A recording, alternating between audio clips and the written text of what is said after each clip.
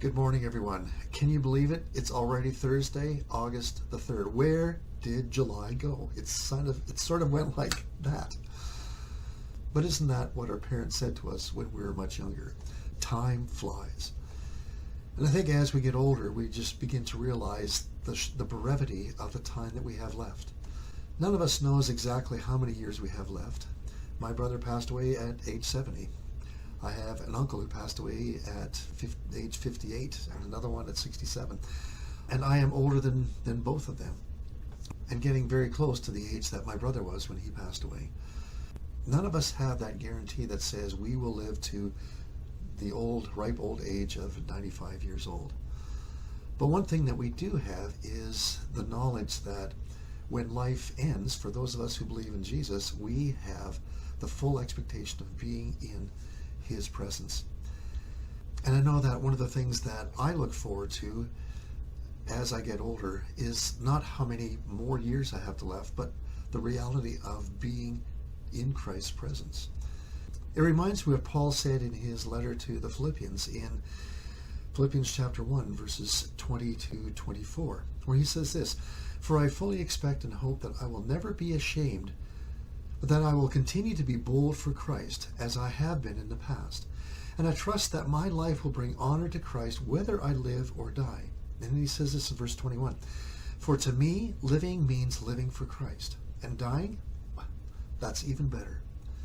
But if I live, I can do more fruitful work for Christ. So I really don't know which is better. I'm torn between the two desires. I long to go and be with Christ, which would be far better for me. But for your sakes, it is better that I continue to live."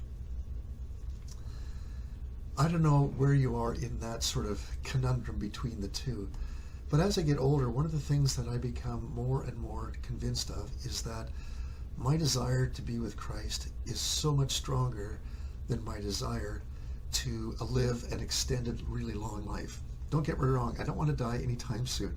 I really do love life, and I want to live as long as I can. But for me, if death comes tomorrow or whether it comes in 15 years from now, to me that's a win-win. I win either way. If I have a short life or if I have a long life, I still win. If I have a long life, I win because I get to minister to more people, to enjoy life and my family and all of you all the more. But if I die, well, that's even better. I get to live in the presence of Christ for eternity, and that's a win. I'm not sure where you are in your life and how you're doing health-wise or any of those sort of things per se, but if you're in that place where you're going, that life is just passing me by so quickly, may I encourage you to keep looking towards Jesus, to keep digging into Him, keep leaning in His direction, because ultimately hanging on to this life for life's sake really isn't worth the benefit that we receive when we pass into the presence of Christ. So, do the important work of living for Christ today. And as Paul says, because dying, oh hey, that's just a game, that's a bonus.